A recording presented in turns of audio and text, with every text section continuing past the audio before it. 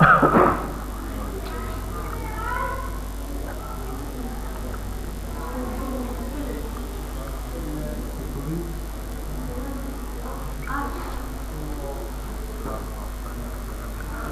باللہ السمیع العلیم من الشیطان اللعین الرجیم بسم اللہ الرحمن الرحیم الحمد للہ رب العالمین والصلاة والسلام علی اشرف الانبیاء والمرسلین وخاتم النبیین بالقاسم محمد صلوات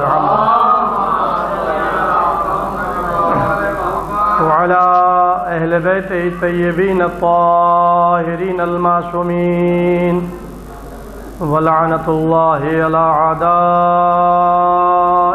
اجمعین اما بعد فقد قال سبحانه تبارك وتعالى في قرآن مجيد والفرقان الحميد وهو أصدق الصادقين وقوله الحق بسم الله الرحمن الرحيم إن الله اصطفى آدم نوحا وآل إبراهيم وآل عمران على العالمين ذریۃ بعضها من بعض واللہ سمیع علیم صلوات محمد وآل محمد۔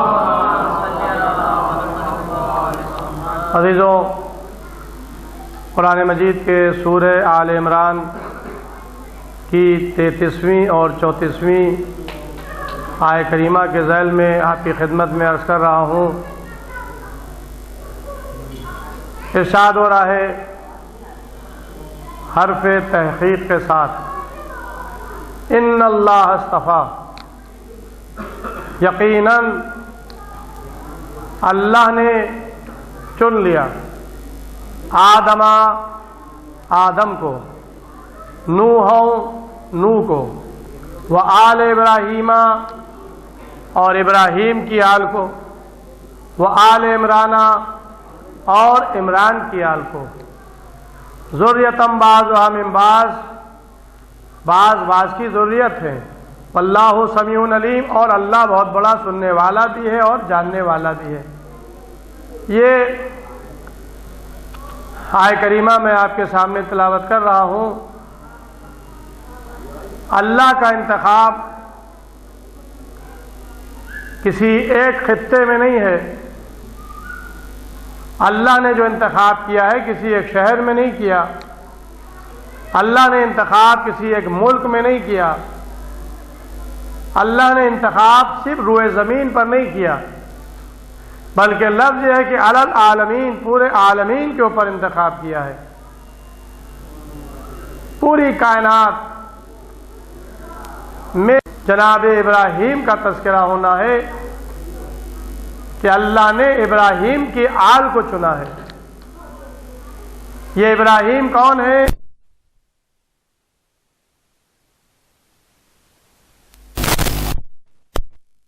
کو نبوت سے سرفرازا گیا، ان کو رسالت کا عہدہ ملا، کیونکہ یہ صاحب شریعت پیغمبر ہیں۔ دوسرے جناب نوح کے بعد اگر کسی کو شریعت عطا ہوئی تو وہ جناب ابراہیم علیہ السلام ہے۔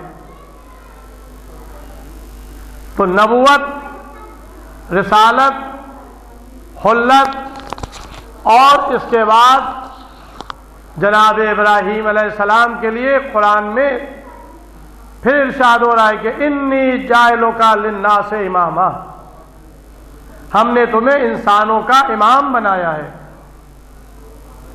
لیکن جب امامت کی منزل آئی،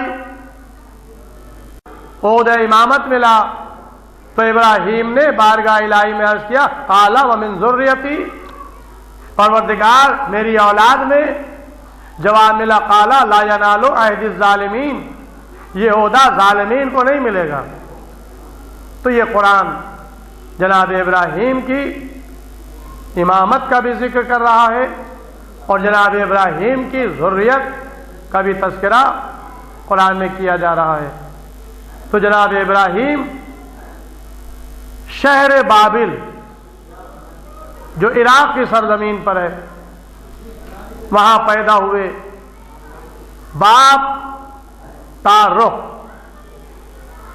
انتقال ہو گیا باپ کا. ابراہیم کے چچا تھے، باپ نہیں تھے. باپ کے لیے مورخین نے لکھا ہے کہ ان کا نام تارخ تھا. لیکن جس دور میں جناب ابراہیم پیدا ہو رہے تھے وہ دور نمرود بادشاہ کا دور تھا. آج بھی شہر بابل کے وہ کھنڈرات جہاں پر ابراہیم پیدا ہوئے تھے، جہاں پر نمرود حکومت کر رہا تھا، آج بھی وہ کھنڈرات عراق کی سرزمین پر پائے جاتے ہیں. اکثر زائرین کا گزر جب کربلا سے نجف کی طرف روانہ ہوتے ہیں اور شہر حلہ سے ہوتے ہوئے تو راستے میں وہ بابل شہر پہنچتا ہے جہاں پر ابراہیم علیہ السلام پیدا ہوئے تھے. لیکن ابراہیم جس زمانے میں پیدا ہوئے اس زمانے میں نمرود کا دور تھا، لیکن نجوم کے ماہرین بھی اس وقت تھے اور ماہرین نجوم نے یہ خبر دی تھی کہ ایک بچہ پیدا ہونے والا ہے جو بڑا ہو کر تیری حکومت سے خاتمہ کرے گا، ختم کر دے گا. تو نمرود کو خوف پیدا ہوا.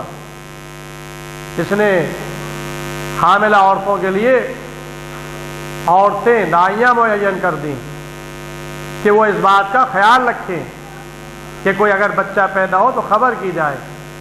بہرحال جس طرح سے جناب موسیٰ علیہ السلام کے دور میں ہوا تھا کہ فرعون نے بھی موسیٰ کی ولادت کے سلسلے میں پابندیاں عائد کر دی تھیں اور وہ یہ چاہتا تھا کہ موسیٰ پیدا نہ ہونے پائیں. اسی طرح سے جناب ابراہیم کے دور میں نمرود نے بھی یہ کیا تھا. لیکن اللہ کی جو مرضی ہوتی ہے اس کے آگے کسی کا بس نہیں چلتا، اس لیے کہ اللہ نے ارادہ کیا کہ ابراہیم پیدا ہو تو اب نمرود کی کیا مجال تھی کہ جو ابراہیم کو ولادت سے روکتا. مادر جناب ابراہیم ایک غار میں گئیں جو زمین کے نیچے تھا پہاڑ میں، اور وہیں جناب ابراہیم کی ولادت ہوئی اور جناب ابراہیم کو وہاں چھوڑ کر چلی آئیں. قدرت نے جناب ابراہیم کی پرورش کا انتظام کر دیا. ماں نہیں ہے، ماں نے ابراہیم کو غار میں چھوڑ دیا تنہا. اور اب یہ قدرت کا کرشمہ تھا کہ ابراہیم پروان کیسے چڑھیں، ابراہیم کی غذا کا اہتمام کیا ہو. تو روایات یہ بتاتی ہے کہ آپ اپنا انگوٹھا چوستے تھے، اللہ نے اس انگوٹھے کے ذریعے سے شیر جاری کر دیا تھا، دودھ جاری کر دیا تھا. جس طرح سے بچہ ماں کے پستان سے دودھ حاصل کرتا ہے، اس طرح سے خود ابراہیم کا انگوٹھا اس رزق کا ذریعہ بن گیا تھا. ظاہر ہے کہ اللہ رازق ہے، وہ ہر جگہ اپنے بندے کے لیے رزق کا اہتمام کر دیتا ہے. تو جناب ابراہیم اپنا انگوٹھا چوستے تھے اور اسی کے ذریعے سے دودھ نکلتا تھا اور ان کا پیٹ بھرتا تھا. اور یہ تیزی کے ساتھ بڑھے، یعنی جس طرح سے عام بچے بڑھتے ہیں جناب ابراہیم کی پرورش میں وہ نہیں ہوا. جناب ابراہیم تیزی کے ساتھ بڑھے. کبھی کبھی ماں اپنے بچے کو دیکھنے کے لیے غار میں چلی جاتی تھیں اور مطمئن ہو جاتی تھیں. ظاہر ہے کہ جناب موسیٰ کا ذکر نہیں کرنا ہے، لیکن ان کی پرورش بھی قدرت نے کس طرح سے کرائی. ظاہر ہے کہ سپاہی اس بات پر معین تھے کہ بچے پیدا نہ ہونے پائیں، لڑکا پیدا ہو تو قتل کر دیا جائے، لڑکی پیدا ہو تو چھوڑ دی جائے. اور جناب موسیٰ پیدا ہوئے، مادر موسیٰ کے حمل کو اللہ نے ظاہر نہیں ہونے دیا. اور اس کے بعد جناب موسیٰ کی ولادت بھی ہوئی اور دریائے نیل میں مادر موسیٰ نے ایک صندوق میں چھوڑ دیا اور وہ صندوق پانی کی موجوں سے گزرتا ہوا قصر فرعون تک پہنچا اور فرعون کی زوجہ آسیہ نے وہ صندوق اٹھایا اور اب جو دیکھا تو ہنستا کھیلتا بچہ. اللہ نے مادر موسیٰ، اللہ نے آسیہ کے دل میں موسیٰ کی محبت پیدا کر دی اور اس بچے کو جناب آسیہ نے لے لیا اور اس کے بعد پرورش کی. یعنی جو پرورش جو بچے کی ولادت سے مانے ہو رہا تھا اور بے گناہ 70,000 بچوں کو جس نے قتل کروایا کہ موسیٰ نہ پیدا ہونے پائے، لیکن اللہ نے فرعون کے گھر میں موسیٰ کی پرورش کر کے بتا دیا کہ دیکھو تمہاری نہیں چلتی ہے، اللہ ہر شے پر قادر ہے. وَهُوَ عَلَىٰ كُلِّ شَيْءٍ قَدِيرٌ، اللہ ہر شے پر قادر ہے. لہذا جناب موسیٰ کی ولادت کا بھی منظر اسی طرح کا ہے، اور اسی طرح سے جناب عیسیٰ علیہ السلام، جناب ابراہیم علیہ السلام. تو عزیزوں، جناب ابراہیم جس دور میں مبعوث ہوئے، بھیجے گئے، یہ دور ستارہ پرستی کا دور تھا. آفتاب کی پوجا ہو رہی تھی، مہتاب کی پرستش ہو رہی تھی، بتوں کے آگے سر جھکا رہے تھے. ابراہیم کو اس دور میں مبعوث کیا گیا تاکہ وہ اللہ کے بندوں کی اصلاح کریں، اللہ کے بندوں کو وحدہ لا شریک کی طرف بلائیں، کلمہ توحید کی دعوت دیں، اور یہ بت پرستی، ستارہ پرستی، آفتاب پرستی کی مخالفت کریں. جناب ابراہیم جب غار سے نکلے تو غروب آفتاب ہو رہا تھا، رات ہونے والی تھی. سب سے پہلی نگاہ زہرہ ستارے کے اوپر پڑی اور زہرہ ستارے کو دیکھ کر کہا کیا یہ میرا رب ہے؟ اور جب ستارہ کی روشنی کم ہو گئی کہا کہ یہ میرا رب نہیں ہو سکتا. چاند نکلا، چاند کو دیکھ کر کہا یہ تو اور زیادہ روشن ہے، کیا یہ میرا رب ہے؟ اور چاند بھی غروب ہو گیا. پھر صبح ہوئی، جگمگاتا ہوا سورج نکلا جس نے اپنے نور سے، اپنی روشنی سے پورے شہر کو روشن کر دیا. جناب ابراہیم سورج کو دیکھنے کے بعد کہتے یہ تو بہت بڑا ہے، کیا یہ میرا رب ہے؟ یعنی گویا ستارہ پرست آفتاب اور مہتاب پرستوں کو یہ بتا رہے تھے ابراہیم کہ دیکھو جو چیز بدلتی رہے وہ خدا نہیں ہو سکتی، جو کبھی نکلے کبھی غروب ہو جائے وہ خدا نہیں ہو سکتا. میرا خدا وہ ہے جو آفتاب اور مہتاب کا خالق ہے، میرا خدا وہ ہے جس نے ستاروں کو پیدا کیا ہے، وہ قابل پرستش ہے.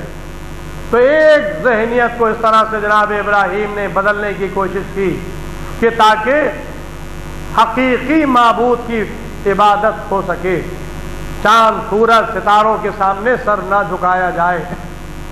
اب دوسری منزل تھی، وہ بت پرستی کے خلاف آواز اٹھانا تھا. کیسے بت پرستی کے خلاف جناب ابراہیم بولیں؟ اس لیے کہ جس گھر میں یہ رہ رہے تھے وہ خود بہت بڑا بت تراش تھا. یعنی آزر بت تراش تھا، بت بناتا تھا، اور جناب ابراہیم وہیں رہ رہے تھے. کم سن ہیں. جناب ابراہیم سے کہا جا رہا لے جاؤ اس کو، جا کر بازار میں فروخت کرو. جناب ابراہیم بتوں کے گلے میں رسی باندھتے تھے اور ان کو کھینچتے ہوئے لے جاتے تھے اور کہتے تھے خدا بک رہے ہیں کون خریدے گا، یہ خاموش خدا بک رہے ہیں کون خریدے گا. یعنی گویا مضحک انداز میں، مضحکہ خیز انداز میں جناب ابراہیم ان بتوں کے بارے میں کہا کرتے تھے. ایک دن موقع مل گیا، امت والے عید منانے کے لیے صحرا میں گئے. ابراہیم سے بھی کہا چلو، ابراہیم نے بہانہ کر دیا، نہیں گئے. بہت بڑا بت کھڑا تھا، بڑے بڑے بت رکھے ہوئے تھے جس کے سامنے لوگ سر جھکاتے تھے، پرستش کرتے تھے، ان کو اپنا معبود سمجھتے تھے. جناب ابراہیم نے ایک تیشہ لیا اور تمام بتوں کو توڑنا شروع کر دیا.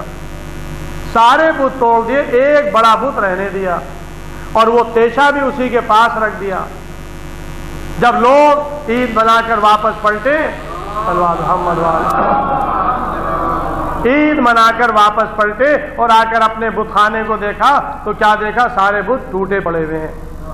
ابراہیم کے پاس آئے، بلایا گیا ان کو، کہا کہ ابراہیم یہ بتوں کو کس نے توڑا ہے؟ اب ظاہر ہے کہ جناب ابراہیم کی گفتگو قرآن میں کچھ اس انداز کی ہے کہ جھوٹ بھی نہ ہو اور بات بھی اس طرح سے کہیں کہ گویا پکڑ بھی نہ ہو سکے۔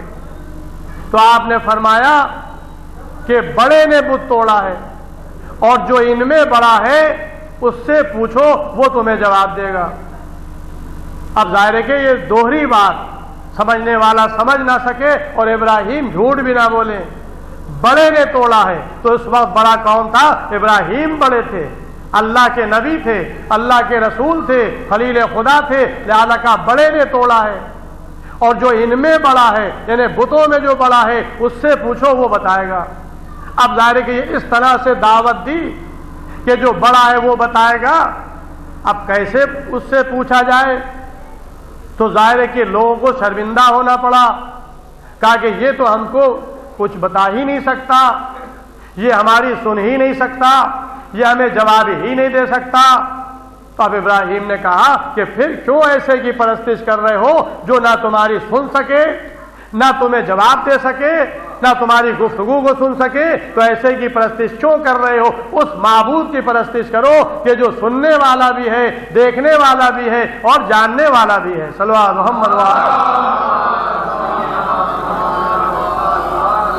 تو ابراہیم ان منزلوں سے گزر رہے تھے، ابھی تنہا ہیں، عقد نہیں ہوا ہے، اولاد نہیں ہوئی ہے، لیکن تبلیغ دین کے فرائض کو انجام دے رہے ہیں، بت پرستی کے خلاف تبلیغ کر چکے، آفتاب اور ماہتاب اور ستارے کی پرستش کرنے والوں کے خلاف تبلیغ کر چکے۔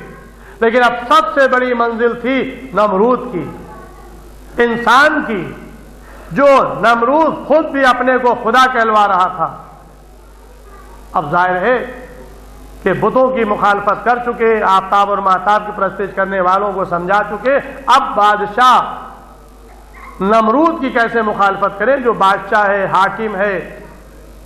بادشاہ کے سامنے پیش کیا گیا ابراہیم علیہ السلام کو، باقاعدہ قرآن نے وہ مناظرہ، وہ مکالمہ جو ابراہیم اور نمرود کے درمیان ہوا اس کو نقل کیا ہے، بیان کیا ہے۔ جناب ابراہیم سے نمرود پوچھتا ہے تمہارا خدا کیسا ہے؟ کہا کہ ہمارا خدا موت اور حیات پر قادر ہے۔ یہ دو صفات ابراہیم نے بتائے کہ موت اور حیات پر قادر ہے۔ کہا کہ یہ تو میں بھی کر لیتا ہوں۔ اور یہ کہنے کے بعد اس نے ایک شخص کو بلایا جسے سزائے موت ہو چکی تھی، اسے آزاد کر دیا۔ کہا کہ دیکھو ہم نے اسے حیات دے دی، زندگی دے دی۔ ایک بے گناہ کو بلایا، اسے قتل کر دیا۔ کہا کہ دیکھو موت پر بھی قادر ہے اور حیات پر بھی قادر ہے۔ ابراہیم نے اس بے تکے عمل پر کوئی جواب نہیں دیا، اس لیے ابراہیم دیکھ رہے تھے کہ اس کا عمل انصاف کے خلاف ہے، عدل کے خلاف ہے، کیونکہ عدل کے معنی یہ ہے کہ مجرم کو سزا دی جائے اور بے گناہ کو ستایا نہ جائے۔ تو اس نے جو عمل کیا ہے وہ عدل کے خلاف کیا ہے، اس لیے کہ جو سزا کا مستحق تھا اسے آزاد کر دیا اور بے گناہ کو قتل کر دیا۔ جناب ابراہیم نے اس کا کوئی جواب نہ دیا۔ دوسری دلیل پیش کی کہ میرا خدا وہ ہے کہ جو آفتاب کو مشرق سے نکالتا ہے مغرب میں غروب کرتا ہے، اگر تو خدا ہے تو آفتاب کو مغرب سے طلوع کر دے۔ بس عزیز و قرآن کہتا ہے اب جو ابراہیم نے یہ دلیل خدا کے بارے میں پیش کی تو ایک مرتبہ نمرود مبہوت ہو گیا، کچھ بس نہ چلا۔ تو اب اس نے فوراً حکم دیا کہ ابراہیم کو جلا دیا جائے، نظر آتش کر دیا جائے۔ لیکن عزیزوں یہ بادشاہ کا اعلان تو تھا، حکم تو تھا، لیکن حقیقت میں اگر ابراہیم کو جلا دیا جاتا فوراً تو ابراہیم کا مشن ختم نہ ہوتا، ابراہیم کو زندہ رکھنا تھا، صرف ٹارچر کرنا تھا، صرف دہلانا تھا، لہذا آگ روشن کی جائے، ایسی آگ کہ جس کے شعلے بلند ہو رہے تھے، اگر کوئی پرندہ کوئی طائر اڑتا ہوا جاتا تھا تو وہ بھی جھلس کر اس میں گر جاتا تھا۔ تو میں کہتا ہوں کہ ایک نفس کو، ایک انسان کو جلانے کے لیے اتنی آگ کی کیا ضرورت تھی؟ صرف اس لیے تاکہ ابراہیم خوفزدہ ہو جائیں، ابراہیم دہشت میں آ جائیں، ابراہیم اپنے مشن سے باز آ جائیں، ابراہیم نمرود کے آگے سر تسلیم خم کر دے۔ لہذا آگ کے شعلے بلند ہو رہے ہیں، کافی دن تک آگ جلائی جاتی رہی، بھڑکائی جاتی رہی، اور یہاں تک کہ اب وہ وقت آیا کہ ابراہیم کو آگ کے حوالے کیا جانا ہے، کیسے آگ میں ڈالا جائے، شعلے اتنے بلند ہیں۔ یہاں پر ابلیس نے مدد کی، ایک انسان کی صورت میں آیا، کہا کہ اسے آگ میں جو ڈالا جائے، ایک منجیق بنائی جائے، گوفن بنائی جائے، اور اس میں ان کو بیٹھالا جائے اور دور سے اس کو چکر دے کر پھینکا جائے، قریب جا کر کوئی ڈال نہیں سکتا ہے، دور سے پھینکا جائے اور یہ آگ میں چلے جائیں گے اور جل جائیں گے۔ ابلیس کے بتانے سے ایک گوفن بنایا گیا، منجنیق بنائی گئی، اس میں ابراہیم کو رکھا۔ اب ظاہر ہے کہ اللہ کا مواحد بندہ، روئے زمین پر اللہ وحدہ لا شریک کی عبادت کرنے والا بندہ، اللہ کی طرف دعوت دینے والا بندہ آگ میں جلایا جانے والا ہے، تو ادھر ملائکہ میں تلا تم ہوا، پروردگار تیرا یہ مخلص بندہ، شرک سے کترانے والا بندہ، تیری طرف دعوت دینے والا بندہ جلایا جا رہا ہے، تو اسے بچا لے۔ تو جواب قدرت آیا کہ اچھا، اگر تمہارے دل میں ابراہیم کی محبت ہے اور تم چاہتے ہو کہ ابراہیم بچ جائے تو جاؤ، میں نے تمہیں اختیار دیا، جا کر ابراہیم کی مدد کرو۔ قرآن یہ کہتا ہے، اور مفسرین نے تفسیر میں یہ لکھا کہ ابراہیم کو بچانے کے لیے ہوا کا ملک آگے بڑھا، خلیل خدا میں حاضر ہوں، آپ اتنی اجازت دے دیں کہ میں ابھی ایک ہوا کا جھونکا چلاؤں اور یہ ساری آگ اڑ کر نمرود کے محل کو جلا کر راکھ کر دے۔ ابراہیم نے کہا نہیں، ہمیں تمہاری مدد کی ضرورت نہیں ہے۔ پانی کا فرشتہ آگے بڑھا، اے خلیل خدا میں آپ کی مدد کے لیے تیار ہوں، ابھی آپ اجازت دیں تو ایسی بارش ہو تو یہ ساری آگ ٹھنڈی ہو جائے۔ ابراہیم نے کہا نہیں، ہمیں تمہاری حاجت نہیں ہے۔ اب ابراہیم آگ کے شعلوں کی طرف بڑھ رہے ہیں، منجنیق سے پھینکے جا چکے ہیں۔ میں کہتا ہوں کہ اب اگر نمرود بھی چاہے کہ ابراہیم کو بچا لے تو نہیں بچا سکتا، اس لیے کہ اس کے اختیار سے باہر ہو گیا۔ آگ میں ڈالنے سے پہلے تو وہ بچا سکتا تھا، روک سکتا تھا، لیکن جب منجنیق سے ابراہیم کو آگ کی طرف پھینک دیا تو اب نمرود بھی ابراہیم کو نہیں بچا سکتا۔ اب وہی بچا سکتا ہے جو ہر شے پر قادر ہے، جو ہر شے پر قدرت رکھتا ہے۔ اب وہی بچا سکتا ہے جس نے آگ میں حرارت پیدا کی ہے۔ اب جبرائیل امین آگے بڑھے، اے خلیل خدا کوئی حاجت؟ کہا کہ حاجت ہے تم سے نہیں ہے، اور جس سے حاجت ہے وہ جاننے والا ہے۔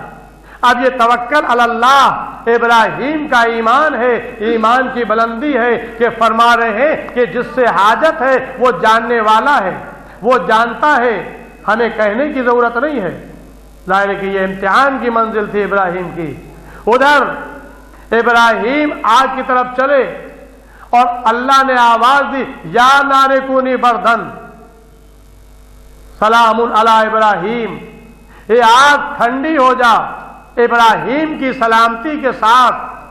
آگ کا کام ہے جلانا، آگ میں اللہ نے حرارت پیدا کی ہے، آگ میں کوئی چیز ڈالی جائے تو وہ جل جائے، لیکن خلیل خدا آگ میں گئے، لیکن آگ ابراہیم کے لیے گلزار بن گئی، آگ میں بیٹھے رہے اور ابراہیم کے گردن نہیں پہنچا۔ صلوات محمد علیہ وسلم۔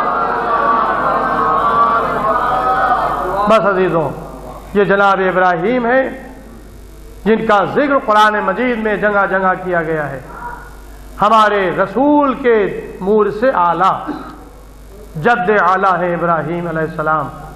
جب انہوں نے دیکھ لیا کہ اب شہر بابل میں ٹھہرنا میرے لیے مناسب نہیں ہے،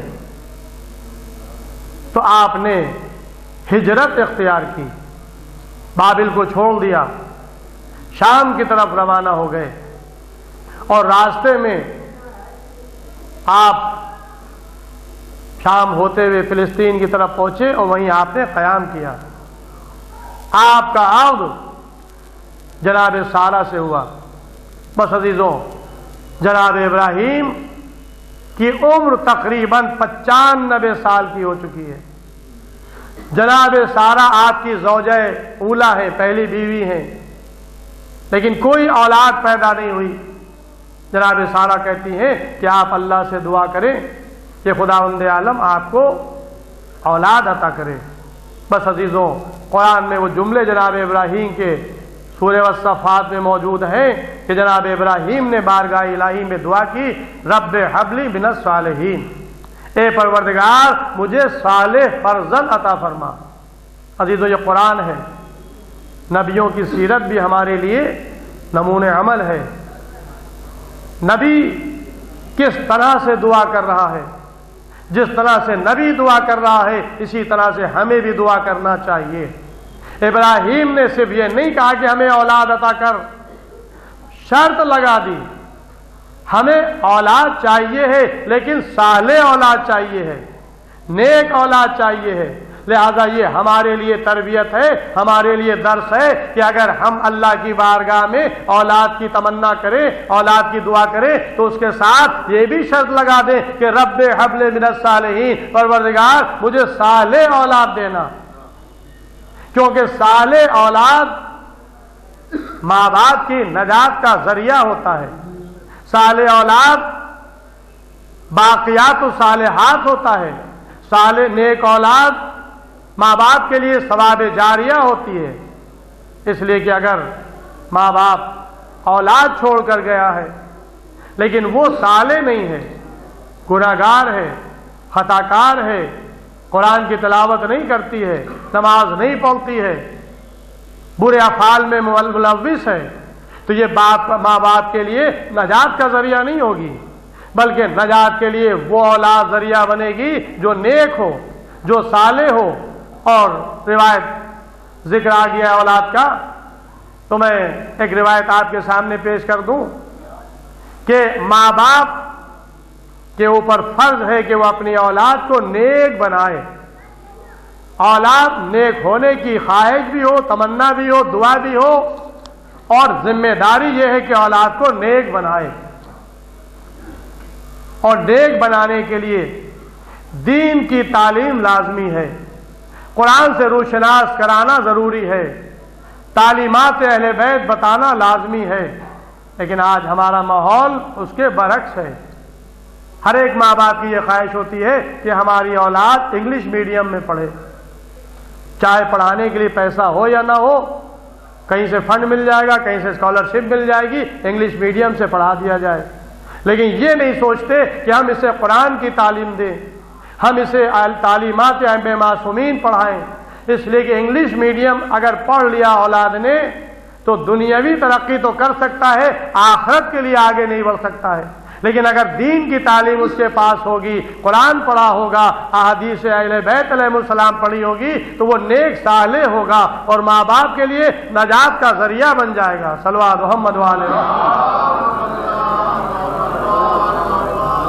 اور پہلے زمانے میں ہوتا بھی یہ تھا کہ بچہ جہاں بولنے لگا، ماں اپنی گود میں اس کی تعلیم اور تربیت کرنے لگتی تھی۔ پنجتن پاک کے نام، اصول دین، فروع دین، 12 اماموں کے نام، سورہ الحمد، سورہ توحید، یعنی جتنی بھی ضروری چیزیں ہوتی تھیں بچپنے میں ماں باپ اولاد کو تعلیم کر دیتے تھے تاکہ بچہ بڑا ہو تو وہ نماز صحیح پڑھ سکے، عقائد صحیح ہوں۔ اس لیے کہ ہمارا درس ہمارا مکتب جو ہے وہ عزائے حسین ہے۔ آپ دیکھیں کہ بچہ سب سے پہلے کیا سیکھتا ہے؟ ماں کی گود سے بچے کو کیا آتا ہے؟ اس لیے کہ ادھر محرم کا چاند نمودار ہوا، اور اگر بچہ گود میں ہے تو سب سے پہلے وہ یہ دیکھتا ہے کہ میری ماں ماتم کر رہی ہے، تو بچہ سب سے پہلے اپنے سینے پر ہاتھ مار کر بتاتا ہے کہ ہم نے اپنے ماں سے جو سیکھا ہے وہ یہ ماتم سیکھا ہے۔ تو عزیزوں، اولاد کو نیک بنانا یہ ماں کی بھی ذمہ داری ہے، باپ کی بھی ذمہ داری ہے۔ تو لہذا جناب ابراہیم نے دعا کی، رب ہب لی من الصالحین۔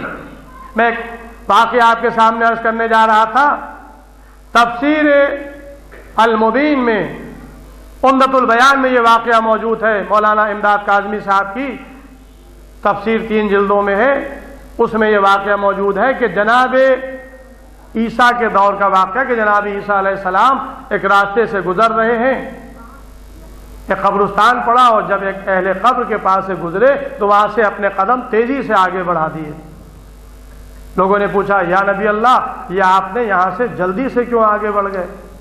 تو آپ نے فرمایا کہ اس اہل قبر پر عذاب ہو رہا ہے، اس اہل قبر پر عذاب ہو رہا ہے، یہ کہہ کر آپ آگے بڑھ گئے۔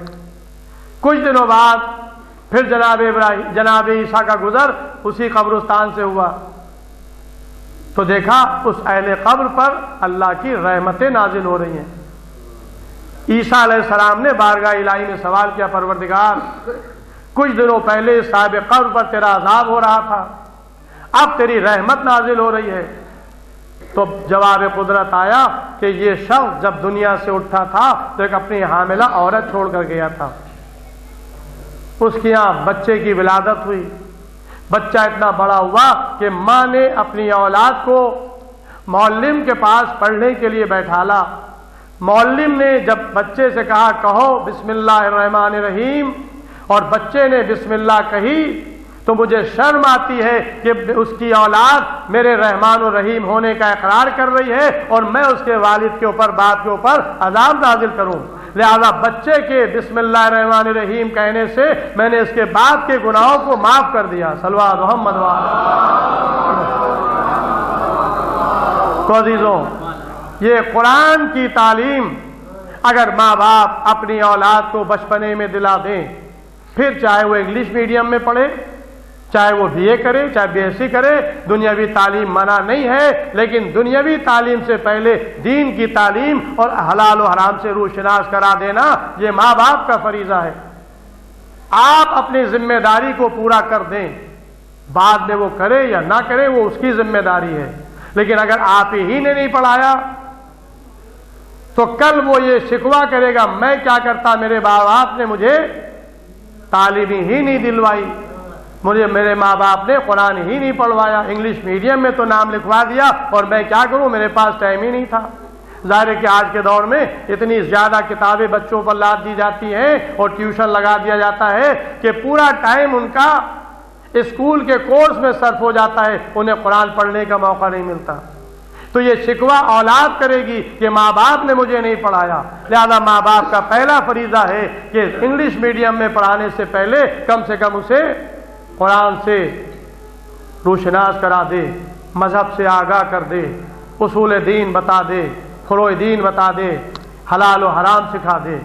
تو جناب ابراہیم نے 95 سال کی عمر میں اللہ کی بارگاہ میں دعا کی، رب ہب لی من الصالحین، پروردگار مجھے نیک اور صالح فرزند عطا فرما۔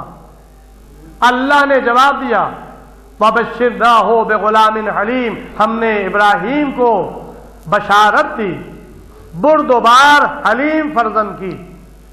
اور اس کے بعد جناب ہاجرہ کے بطن سے جناب اسماعیل علیہ السلام کی ولادت ہوئی۔ سارا کیا ولادت نہیں ہوئی، پہلی زوجہ کیا نہیں ہوئی، دوسری زوجہ جو کنیز تھیں جناب ہاجرہ، اور وہ بھی راستے میں ایک بادشاہ نے اپنی بیٹی کو کنیزی میں دے دیا تھا۔ جناب ہاجرہ صرف کنیز ہی نہیں تھی بلکہ حقیقت میں ایک بادشاہ کی بیٹی تھی۔ بادشاہ نے اپنی بیٹی کو جناب ابراہیم جناب ہاجرہ کو ہبہ کر دیا تھا، اور جب جناب سارا نے دیکھا کہ میرے ذریعے سے ولادت نہیں ہو رہی ہے تو اس کنیز کو جناب ابراہیم کو ہبہ کر دیا، اور اللہ نے جناب ہاجرہ کے ذریعے سے جناب اسماعیل جیسے فرزند عطا کیا۔ لیکن ابھی جناب اسماعیل کم سن تھے کہ جناب سارہ کا حسد، اب ظاہر ہے کہ یہ عورتوں کی فطرت ہے، میرے کیا اولاد نہیں ہوئی، اس کی اولاد ہو گئی، تو جناب سارہ نے کہا کہ یہاں سے اس بچے کو بھی لے جائیے اور اس خاتون کو بھی لے جائیے، ہم سے الگ رکھیے۔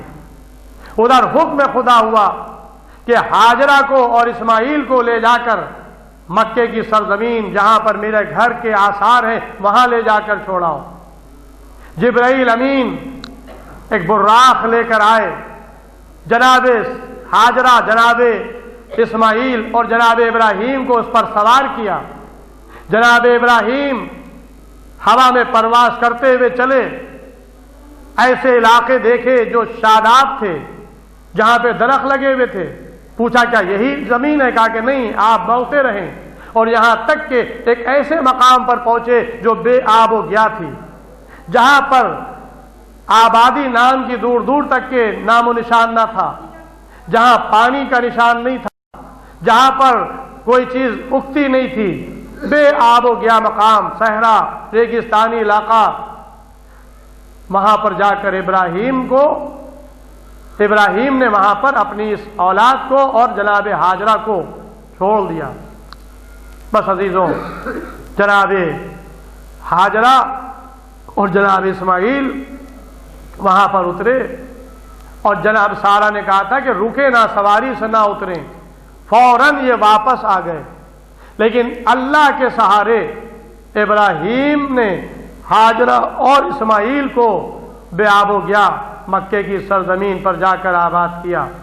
تاریخ میں اور قرآن مجید میں وہ واقعات موجود ہیں، لیکن ہاں آپ دیکھیں کہ اللہ نے اللہ سے صالح فرزند کی تمنا کی تھی، تو ابراہیم کو صالح فرزند عطا ہوا۔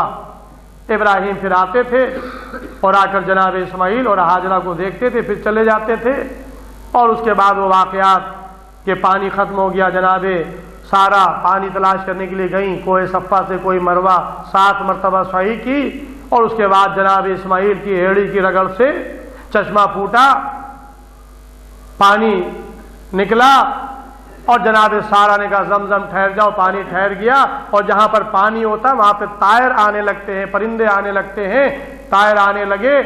تھوڑی دور قریب میں قافلہ اور رکا ہوا تھا بنی جرام کا، جب اس نے طائروں کو دیکھا سمجھ گئے کہ یہاں پر پانی نکلا ہے، وہ قافلہ آیا اور آ کر ہاجرہ سے کہا کہ کیا مجھے اجازت ہے کہ یہاں پر ہم بھی قیام کریں اور آباد ہو؟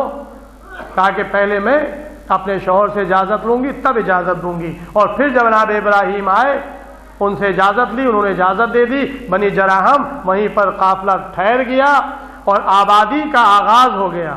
وہ بے آب و گیا صحرا، وہ ریگستانی علاقہ، لیکن جناب اسماعیل اور جناب ہاجرہ کی برکت سے وہاں پر پانی بھی آ گیا اور آبادی کا آغاز بھی ہو گیا، جو آج مرکز توحید بنا ہوا ہے، مکے کی سرزمین، خانہ کعبہ کا مقام۔ بس عزیزوں، لیکن اللہ سے ابراہیم نے اولاد کی تمنا کی، صالح فرزند کی تمنا کی، تو اللہ نے کہا میں اولاد تو دوں گا لیکن تمہارا امتحان بھی لوں گا۔ اور امتحان کب لیا؟ جب جناب اسماعیل چلنے لگے، 7 یا 8 برس کے ہو گئے، ابراہیم نے خواب دیکھا کہ میں اپنے ہاتھ سے اپنے بیٹے کو ذبح کر رہا ہوں۔ ایک دن خواب دیکھا، دوسرے دن خواب دیکھا، تیسرے دن خواب دیکھا۔ جب 3 دن مسلسل خواب دیکھا تو اب اپنے بیٹے اسماعیل سے کہتے ہیں، اے بیٹا اسماعیل، میں نے خواب دیکھا ہے کہ میں تمہیں اپنے ہاتھ سے ذبح کر رہا ہوں۔ اب عزیزوں دیکھیں کہ صالح فرزند کیسا ہوتا ہے، اطاعت گزار فرزند کیسا ہوتا ہے۔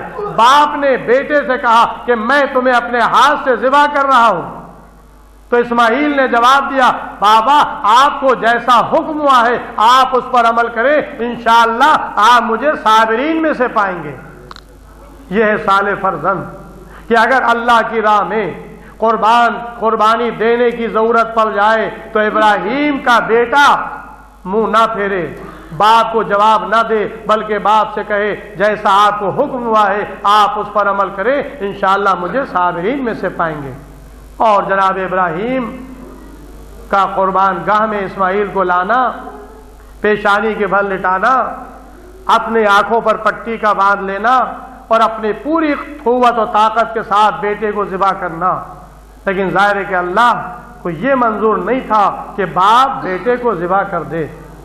اللہ تو فقط امتحان لینا چاہتا تھا کہ دیکھے ہم نے اسے اولاد دی ہے تو یہ اولاد کی محبت اس کے دل میں زیادہ ہے یا میری محبت زیادہ ہے، دل میں میرے حکم کی فرما برداری زیادہ ہے یا اولاد کی محبت زیادہ ہے۔ ہو سکتا ہے ابراہیم یہ بھی کہہ سکتے تھے پروردگار بڑھاپے میں تو مجھے تو نے اولاد دی ہے اور اب میں اپنے ہاتھ سے اسے ذبح کر دوں، ایسا نہیں ہو سکتا، لیکن ابراہیم نے بتا دیا کہ تو نے مجھے اولاد دی ہے اور تیرے ہی حکم سے میں اولاد کو ذبح کرنے کے لیے تیار ہوں، اس لیے کہ یہ تیری دی ہوئی اولاد ہے۔ یعنی ابراہیم نے یہ جذبہ عطا کیا کہ دیکھو اولاد اللہ کی نعمت ہے، اللہ کی دی ہوئی ہے، لہذا اگر ضرورت پڑ جائے تو اللہ کی راہ میں اولاد کو عزیز نہ کرنا، قربان کر دینا۔ بس عزیزوں یہ جذبہ ابراہیم علیہ السلام کا تھا، اور ابراہیم نے اولاد کو ذبح کرنے کے لیے پیشانی کے بھل لٹا دیا۔ تو اور بات ہے کہ قدرت کو یہ منظور نہ تھا کہ باپ بیٹے کو ذبح کرے، صرف امتحان لینا تھا۔ دمبا آ گیا، اسماعیل بچ گئے، اور ابراہیم نے جب پٹی کھولی دیکھا بیٹا زندہ ہے، سوچا شاید میری قربانی اللہ نے قبول نہیں کی، پروردگار کیا تو نے میری قربانی کو رد کر دیا؟ کہا کہ نہیں، صدقت رویا، تم نے اپنا خواب سچ کر دکھایا، اس لیے کہ تم نے خواب میں یہی تو دیکھا تھا کہ میں ذبح کر رہا ہوں، یہ تو نہیں دیکھا تھا کہ میں نے ذبح کر دیا، لہذا جتنا خواب تم نے دیکھا تم نے اسے سچ کر دکھایا۔ ہم محسنین کو، احسان کرنے والے کو یہی جزا دیا کرتے ہیں۔ آج ابراہیم کی یادگار ساری کائنات منا رہی ہے، عید الاضحیٰ، یوم قربانی۔ جتنے حاجی مکے جاتے ہیں وہ سب قربانی کرتے ہیں، ابراہیم کی یادگار، اور جو لوگ اپنے اپنے وطنوں میں ہوتے ہیں وہ بھی عید قربان کو قربانی کرتے ہیں۔ تو یہ ابراہیم کی یادگار کا نام ہے عید قربان، اور عاشورہ یہ حسین کی قربانی کا نام ہے۔ وہاں قربانی پیش کی تھی لیکن قربان کیا نہیں تھا، جس کی یاد کو قیامت تک کے جاری رکھا گیا، اور حسین نے تو اپنی قربانیاں رائے خدا میں پیش کر دی۔ تو اب ذرا بتائیں کیا حسین کی عزاداری کو فراموش کیا جا سکتا ہے؟ دنیا کے گوشے گوشے میں ذکر حسین قیامت تک کے ہوتا رہے گا۔ بس عزیزوں کربلا کی قربانیاں اللہ کی راہ میں تھیں، حسین نے جو قربانیاں پیش کی ہیں یہ اللہ کی راہ میں پیش کی ہیں۔ عزیزوں آج آپ اس بہن کی قربانی کا ذکر سن رہے ہیں جو اپنے بھائی کو بہت زیادہ چاہتی تھی، جس نے کربلا کے میدان میں اپنی پوری نسل حسین پر قربان کر دی ہے۔ ذمہ داری سے عرض کر رہا ہوں، کربلا کی تاریخ اس بات کی گواہ ہے، حسین کی نسل چلی، عباس کی نسل آگے بڑھی، لیکن زینب کی نسل کربلا میں ختم ہو گئی، اس لیے کہ 2 بیٹے تھے کل، اور دونوں بیٹے زینب نے اپنے بھائی پر قربان کر دیے۔ حسین کا بیٹا علی ابن الحسین جس سے نسل حسین آگے بڑھی، عباس کا بیٹا فضل بن عباس جس سے جناب عباس کی نسل آگے بڑھی، لیکن زینب اس بہن کا نام ہے کہ جس نے اپنے بیٹوں کو حسین پر قربان کر دیا۔ جس وقت مدینے سے چلی تھیں اس وقت امام کی خدمت میں آ کر عرض کیا تھا، اے بھیا حسین میں بھی آپ کے ساتھ چلوں گی، تو امام حسین نے جواب دیا تھا، اے بہن زینب میں لے چلنے کے لیے انکار نہیں کر رہا ہوں، لیکن تم کیونکہ صاحب شوہر ہو، تمہارے شوہر ہیں، اور بغیر شوہر کی اجازت کے تم نہیں جا سکتی، ہاں اگر ہنسی خوشی تمہارا شوہر اجازت دے دے تو تم میرے ساتھ چلو گی۔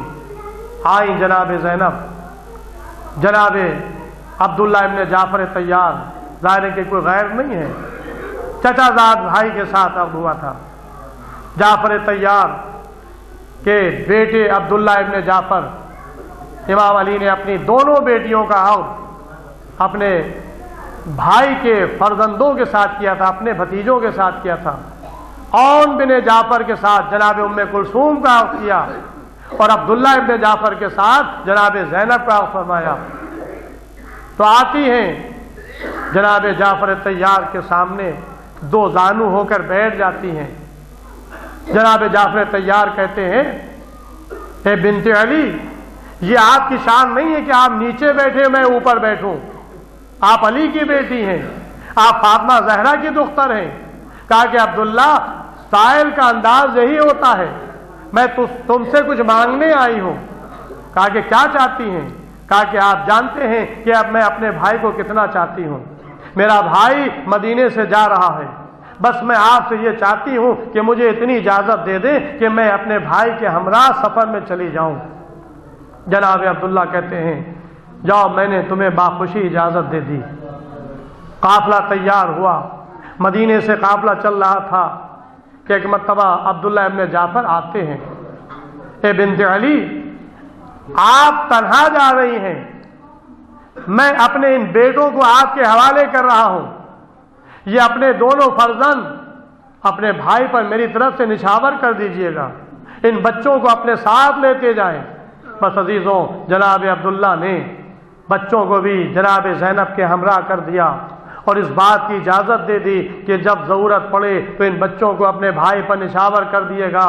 عزیزوں، زینب کربلا میں آ گئیں، شب عاشور زینب اپنے بچوں سے کہہ رہی تھیں اے بچوں دیکھو تمہارے بدن میں علی کا خون بھی جوش مار رہا ہے اور جعفر طیار کا خون بھی جوش مار رہا ہے۔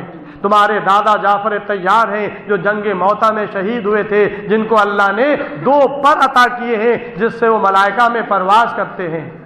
اے اون محمد، یہ تمہارے دادا تھے اور تمہارے نانا علی ابن ابی طالب ہیں جن کو اللہ نے ذوالفقار جیسی تلوار عطا کی ہے۔ دیکھو تمہارے اندر شجاعت کے جوہر ہیں۔ آج کل کا دن روز عاشورہ کا دن ہے، دیکھو اپنے دادا کی شجاعت کا بھی مظاہرہ کرنا اور اپنے نانا کی شجاعت کا بھی مظاہرہ کرنا۔ بس عزیزوں، یہ شب عاشور جناب زینب بچوں کو تعلیم دے رہی ہیں، بچوں کو سمجھا رہی ہیں، اور جب عاشورہ کی صبح نمودار ہوئی، دفتر شہداء کھلا، ایک ایک شہید میدان جنگ میں جاتا تھا اور درجہ شہادت پر فائز ہوتا تھا، لیکن جب تک کہ عزیز، جب تک کہ اصحاب اور انصار تھے اس وقت تک کہ کوئی حسین کا عزیز میدان جنگ میں نہیں گیا، لیکن جب اصحاب و انصار درجہ شہادت پر فائز ہو چکے، اب اولادوں کی باری آئی، کبھی مسلم کے بیٹے، کبھی عقیل کے بیٹے، کبھی عباس کے بیٹے۔ عزیزوں، ایک مرتبہ یہ دونوں بچے ماموں کے سامنے آ کر کھڑے ہو جاتے ہیں، سر پہ ننھے ننھے امامے بندھے ہوئے ہیں، کمر میں حمائل تلوار حمائل کیے ہوئے ہیں، کمر میں پٹکا باندھے ہوئے ہیں، اور آ کر ہاتھ جوڑ کر عرض کرتے ہیں امو ہمیں بھی مرنے کی اجازت دیں، اے امو ہمیں بھی مرنے کی اجازت دیں۔ سر سے پیر تک دیکھا، اے بچوں میں تمہیں کیسے اجازت دوں، تم تو میرے بہن کی نشانی ہو، اے امو مجھے میری ماں نے بھیجا ہے، اے امو مجھے میری ماں نے بھیجا ہے۔ بس عزیزوں، جب بچوں کا اصرار بڑھا تو حسین نے اجازت دی، دونوں شہزادے گھوڑوں پر سوار ہوئے، میدان قتال میں آئے، ایک نے میمنے پر حملہ کیا، ایک نے میسرے پر حملہ کیا، دونوں زینب کے نونہال جنگ لڑ رہے تھے اور اپنے نانا اور دادا کی شجاعت کا مظاہرہ کر رہے تھے۔ ظاہر کے بچے تھے، کہاں تک لڑتے، 3 دن کے بھوکے پیاسے بھی تھے۔ ایک مرتبہ نرغ عادہ میں گھرے، فوج نے چاروں طرف سے حملہ کیا، بچے زخموں سے چور ہوئے، گھوڑے سے زمین کی طرف آئے، آواز دی اے امو مدد کے لیے آئیے۔ حسین بڑھے، علی اکبر چلے، عباس چلے، دونوں شہزادوں کے لاشوں کو اٹھایا، لے کر خیمے میں آئے۔ عزیزوں، جب کسی عزیز کا لاشا آتا تھا تو حسین خیمے میں لے جاتے تھے۔ بہن کے بچوں کی لاشیں آئی ہیں، حسین خیمے میں لے گئے، آواز دی اے بہن زینب تمہارے بچے سرخرو ہو گئے، تمہارے بچوں نے تمہارے بچوں نے اپنی قربانی پیش کر دی، درجہ شہادت پر فائز ہو گئے۔ بس عزیزوں، زینب آئیں، لیکن کس طرح سے آئیں؟ ایک لاشا ان کا ہے، ایک لاشا محمد کا ہے، دونوں کے درمیان بیٹھ گئیں اور بیٹھنے کے بعد پیشانی کو خاک کربلا پر رکھ دیا، آواز دی پروردگار میری اس قربانی کو قبول فرما لے۔ سجدہ شکر بجا لائیں کہ آج میں کامیاب ہو گئی، میں نے اپنے بچوں کو اپنے بھائی پر قربان کر دیا۔ زینب کی آنکھوں میں آنسو نہیں ہے، زینب رو نہیں رہی ہیں، زینب اپنے بچوں کا ماتم نہیں کر رہی ہیں، بلکہ شکر ادا کر رہی ہیں کہ میرے بچے کامیاب ہو گئے، میں سرخرو ہو گئی، میں نے اپنی ماں کے لال کے اوپر اپنے بچوں کو قربان کر دیا۔ بس اجرکم اللہ۔ ایک روایت اور مجلس تمام کر رہا ہوں۔ ہاں عزیزوں، یہی زینب ہیں جن کے بازوں میں رسن باندھی گئی، جو بازار کوفہ اور شام سے ہوتی ہوئی قید خانے شام پہنچی، سال بھر زندان شام میں رہیں، یہاں تک کہ یزید لعین نے چوتھے امام کو رہا کر دیا۔ جناب زینب کے پاس امام آئے، پھوپھی اماں ہمیں رہا کر دیا گیا، آپ مدینے جائیں گی یا شام میں رہیں گی؟ اے سید سجاد، میں پہلے اپنے بھائی کی صفے ماتم بچھاؤں گی۔ جب سے میرا ماں جایا مارا گیا، دل کھول کر میں نے آنسو نہیں بہائے، اپنے بھائی پر گریہ نہیں کیا۔ مکان خالی ہوا، شام کی عورتیں آنے لگیں، زینب کو بھائی کا پرسہ دیا جانے لگا۔ اجرکم اللہ۔ 7 دن شام میں ماتم ہوا۔ بس عزیزوں، جناب زینب نے پھر آواز دی، اے بیٹا سید سجاد، یزید سے کہہ دیں کہ میرے وارثوں کے سروں کو بھیج دیں تاکہ میں ایک مرتبہ ان سے رخصت ہو لوں اور اس کے بعد پھر مدینے کے لیے روانہ ہو جاؤں۔ یہ پیغام پہنچا، شہداء کے سروں کو بھیجا گیا۔ عباس کا سر آیا، ام کلثوم آگے بڑھی، گود میں لے لیا۔ علی اکبر کا سر آیا، ام لیلہ آگے بڑھی، علی اکبر کا چاند سا سر لے لیا۔ قاسم کا سر آیا، ام فروہ آگے بڑھی، گود میں فروہ نے قاسم کا سر لے لیا۔ سر امام مظلوم کربلا آیا، چاہنے والی بہن زینب آگے بڑھی، بھائی کا سر گود میں لے لیا۔ اسی اسنا میں 2 چھوٹے چھوٹے سر اور آتے ہیں ایک خان میں، لیکن ان سروں کا لینے والا کوئی نہ تھا۔ ایک شام کی عورت نے کہا، کیا ان بچوں کی ماں دنیا میں نہیں ہے؟ کیا ان بچوں کی ماں دنیا میں نہیں ہے؟ زینب تڑپ گئی، ارے یہ نہ کہے، ان بچوں کی دکھیاری ماں میں زندہ ہوں، میں اس بھائی کا ماتم کر رہی ہوں جس کی ماں نے چکیاں پیس پیس کے پالا تھا، جو کربلا کے میدان میں 3 دن کا بھوکا پیاسا ذبح کر دیا گیا۔ انا للہ و انا الیہ راجعون۔ رضا بقضائہ و تسلیما لامرہ۔ اللہم اغفر للمؤمنین والمؤمنات والمسلمین والمسلمات الاحیاء منهم والاموات، تابع بیننا وبینہم بالخیرات، انک مجیب الدعوات، انک علی کل شیء قدیر۔ پروردگار عالم تجھے واسطہ محمد والے محمد علیہ السلام کا اور ریس پر جہاں جہاں مشیان حیدر کرار ماتمدار مظلوم کربلا ہے، ان کی جان مال عزت آبرو ناموس کی حفاظت فرما۔ جو لوگ بیمار ہیں ان کو شفا کامل عطا فرما، جو لوگ قرضدار ہیں ان کو بار قرض سے عطا فرما، جو لوگ بے روزگار ہیں ان کو روزگار عطا فرما، جو لوگ کاروبار کر رہے ہیں ان کو کاروبار میں برکت